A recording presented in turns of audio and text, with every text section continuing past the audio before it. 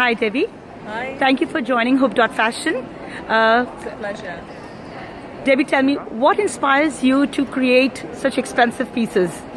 To be honest, how I got into creating Molson's expensive was mainly because I spent my many years trying to sort of be seen in the fashion world, and it was very difficult. And I knew I had to do something. So my very first Molson's expensive was to have an international platform to be recognised. It sounds very diva. It's not a diva thing. It was just when you get work from big companies and you never get any of the credit, but you do all the work. Right. And I got sick of big celebrities, everyone wearing my things, and everyone was like, oh no one wears your stuff. It's not important. You're not important. You're not going to go anywhere. So I thought, damn, I'm going to do something. And that's really sort of how it came about. And then I did the black diamond dress 5 years ago. I went on and I did the red diamond abaya about 7 months later. Right. That came about because I arrived in Dubai actually. Dubai was the last place I showcased the black diamond dress. I took it to many countries. But I love the UAE anyway. And I arrived and one of my clients in England called me. She went, darling, I've just seen you on the BBC. She said, I saw your dress, it's fabulous. But she said, you know, you need a red diamond on there. And I'm like, where am I going to get a red diamond? Do you have any idea how hard it was to get a company to loan me stones when I was an unknown designer? It was nearly impossible. True. And at that point, people weren't really taking calls from me. It wasn't I wasn't at a level where people would pay attention.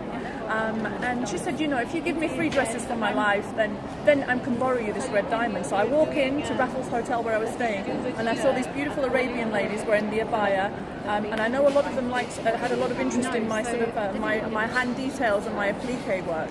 And to be honest, they sort of just married together. So I'm like, we take the red diamond, we make an abaya, and that's how I did the next one. And then Wow. to be honest, they're the two media pieces I've done. Since then, it's always been something that's come from a client. Mm-hmm. So I then ended up doing a transition, which is probably very relevant for this gorgeous lady because Yes. it was cake. So I swapped haute couture for cake artistry and fabric for fondant, which was not planned. Mm-hmm. It was just a hobby, and a client of mine came out to me and basically commissioned a cake. She said, no, you do make professional cakes. I'm in your cake room. So I had a cheeky little hobby cake room that I go, because I've got 3 daughters, and we used to just do it for fun. And she said, no, it looks beautiful. And she says, and every time I come round, I'm eating all your pastries, they taste good. You put them two together, you do make them. And I thought, I can't really argue with that. So I thought, okay.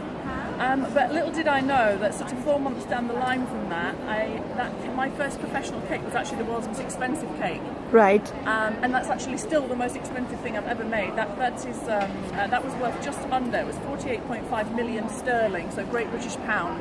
So a lot of money. I've never topped that one. What about this one, Debbie? But this one, she's the $1 million bride. And obviously we've discussed a lot of my style is very much based around Middle Eastern influence anyway, sort of the East and West combining together, which for me is my passion. From a very young age I've always loved sort of Arabian influence, I guess. So that's why I sort of brought that element together. But this is actually the tallest cake I've ever done. Uh-huh. I'm 6 foot and I'm wearing heels, so I'm just a little bit taller than her because Right. I'm competitive, I'm allowed to be. But generally speaking, she's extremely tall. She's very high maintenance. For a lady that doesn't talk, she has caused me a lot of sleepless nights. Since I've arrived in Dubai 5 days ago, I've literally slept about 12 hours in 5 days. So I could probably use a bit of sleep, but I think now when I look at it, it's like anything else. Art's a bit like an addiction. When you're creating, you just want to keep going until it's completed.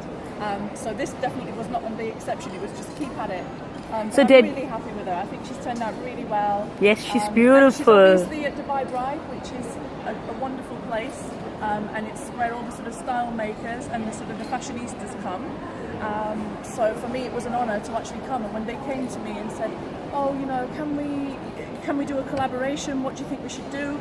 The first thing I said is, I know what we need to do. We need to create a full-size bride, but entirely edible. And at the time, you know, I need to actually learn to stop engaging my mouth first. I should probably think, because the journey over Dubai heat and transporting something this size, it was, to say it was hard would be an understatement. It was True. horrible. I can understand. But she's here, Yes. all together, and that's what we were aiming for. She's so I feel like I've beautiful. achieved it. She's beautiful. Debbie, tell me, you know, you're a mom of 3, designing such expensive, beautiful creations, an author of a book. What next, Debbie? Do you know what? I'm very competitive, so I'm sure I will do something. But it's going to be hard to top her because she is really magnificent. Yes, indeed. And she's extremely tall and grand. So I am competitive with myself. But what I'll do next year, I'm not quite sure. But I'm pretty sure it'll be something slightly bonkers. And I'm sure you can expect it to be inspired by fashion. And I'm sure there'll be a few sparkly little things on there, because that's something that I'm now sort of synonymous with, I guess. Absolutely. You know, diamonds. Lovely. Thank you. Thank you so much, Debbie.